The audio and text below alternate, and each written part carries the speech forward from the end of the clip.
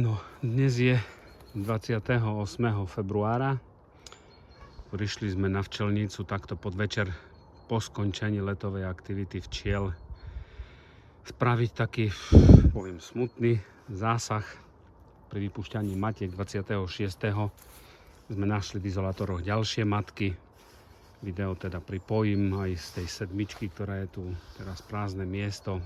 Včiel bolo plno, bolo to, poviem, cez zimu jedno z tých najsilnejších včelstiev. A keď som dával izolátor, však to bude vidieť teda, izolátor vonku, tak zasvietila mi z dna opalitka mŕtva. No, skúsime ešte aj sedmičku, potom už manželka, kameramanka dostane slobodu a ja budem pracovať.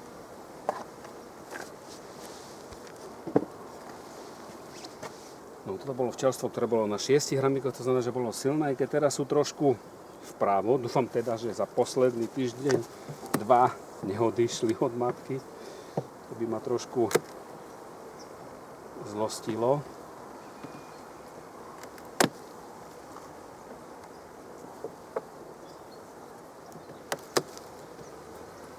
Že som nebol pozrieť pri tých mrazoch, ktoré prišli.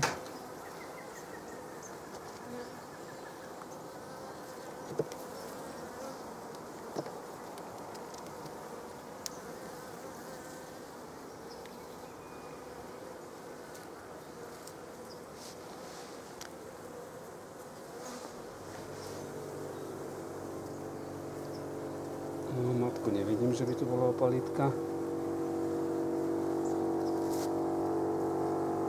Nie je veľa včiel.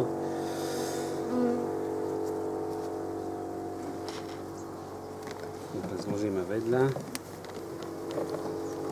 Ideme pozrieť, čo sa nachádza na týchto ramíkoch. No, tu je tiež dosť zásob peľu. Ale včely sú na prázdnych. Včely sú na prázdnych. Aj tu je dosť zásob, tiež aj peľ.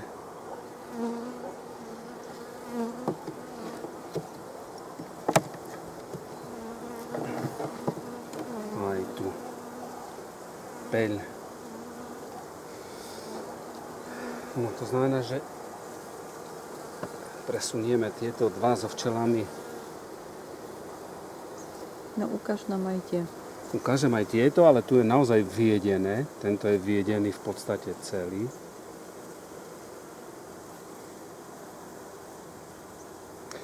Tak to vyriešime tak, že ich strasieme, tie včely. Strasieme ich.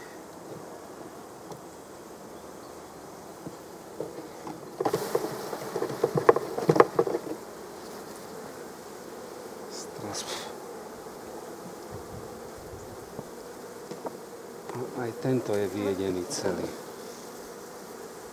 V podstate do sucha. Dobre, tak tento jeden necháme, aby mohla plodovať.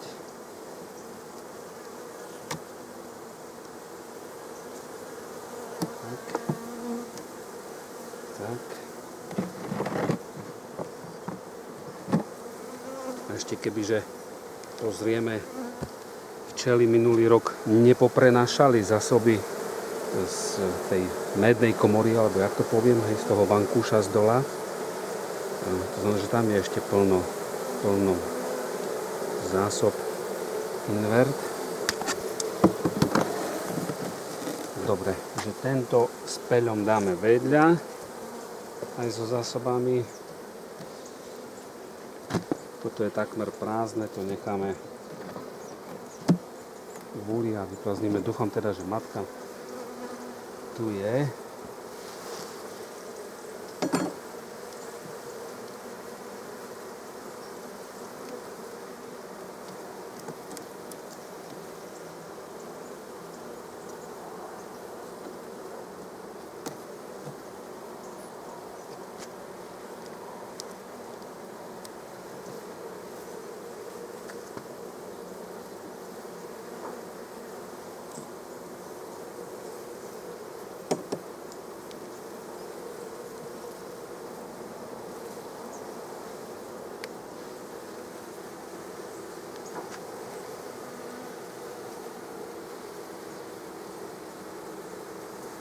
No ale matku nevidím.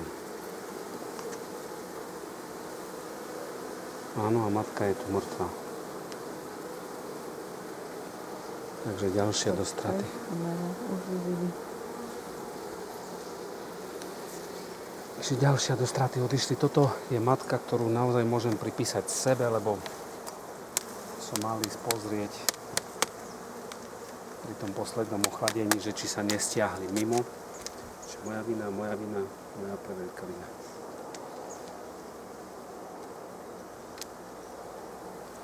Matka. Tam je ďalší úl, kde bola mŕtva matka. To znamená, že ten priebeh minulého roku a aj zimovania bol veľmi podobný v roku 2023, keď tiež bol ten rok taký nie príliš vhodný pre včely, neboli znášky, nebolo peľu a cez zimu nám tiež v izolátoroch uhynulo, myslím, že 5 matiek. Teraz je to dokonca viac, myslím, že teraz to už je 6. Ale kuriozita sa odohrala v úli číslo 16. To je tiež natočené, takže to dám. Úl číslo 16, to je tento tu posledný. Nádejná plemenná matka. Tuto sme typovali, že bude slúžiť na plemenivo tento rok. Doteraz sme chovali z tohto úľa trudov. No a keď sme robili to vypušťanie matiek toho 26., tak matka tu bola v izolátore mŕtva. No, úl číslo 16. Toto je nádejná plemenná matka. Predchádzajúce 2 roky sme z tohto úľa chovali trudov. A keďže tá plemenná matka, z ktorej sme brali plemenivo, minulého roku zahynula. A tuto máme vytipovanú ako plemennú. Dúfam teda, že žije, lebo naozaj táto zima, alebo jeseň bola katastrofická pre matky v izolátoroch. Takže úl číslo 16.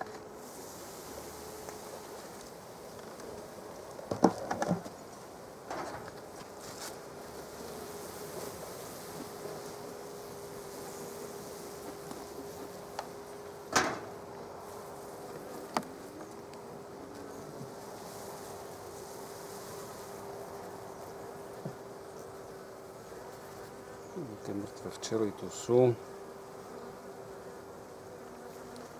Aj mŕtva matka.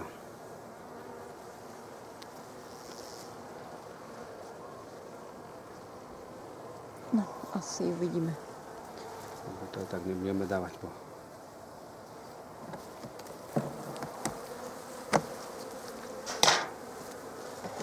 Takže nádejná plemenná matka. Terči.